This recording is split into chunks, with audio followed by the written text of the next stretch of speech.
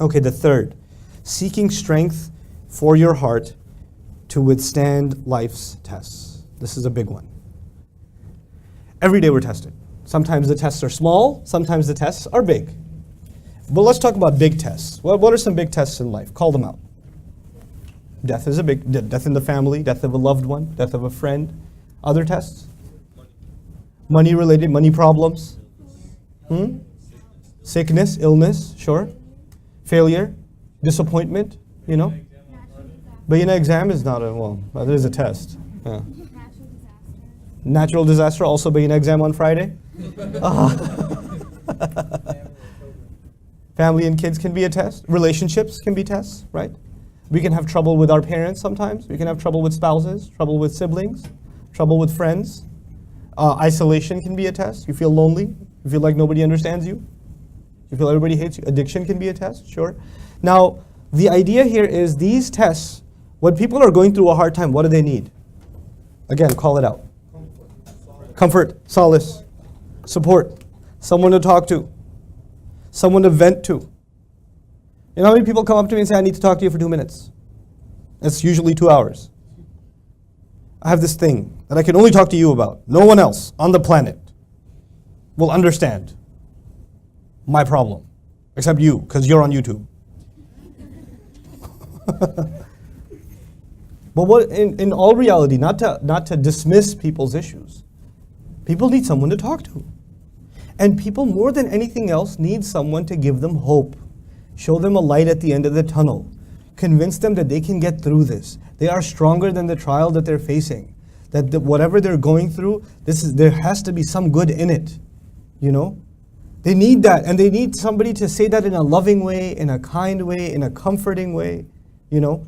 And when that kind of comfort and love, it comes from someone with more authority. Like, you know, when your younger brother says that to you, like, eh. But when your grandfather says it to you, it means something more. When your dad says it to you, when your teacher says it to you, when a great scholar says it to you, it just kind of, okay. And the husband says, I've been saying that to you all this time, it didn't mean nothing. And he said the same exact thing, and all of a sudden, I feel so much better. Why? Because when somebody from a position of authority comforts you, the comforting itself is authoritative. One of the roles of the Quran in the life of a believer is, I'm having trouble. I need someone to comfort me. And guess what is going to comfort you? The word of Allah is going to comfort you. You're going to open up the Quran and you're going to read something and it's going to bring you comfort exactly in regards to your trial. One of my best friends in life, back in New York, I won't tell you his name because this recording will go up somewhere and he'll see, hey, you mentioned my name. So I'm not going to tell you his name. But he's from Bayshore, Long Island. Anyway, so he, one time, like, this is like maybe 12 years ago, he's like, hey, so Numman, how do we get guidance from the Quran? I need guidance from the Quran. Where do you begin? What do you look up, like an index? If you have problems with patience, read these ayat. If you have problems with health, read these ayat.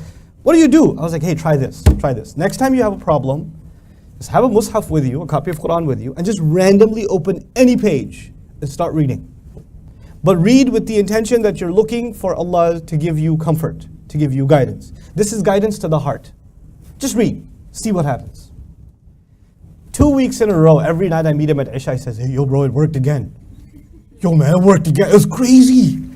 People don't know about this, man.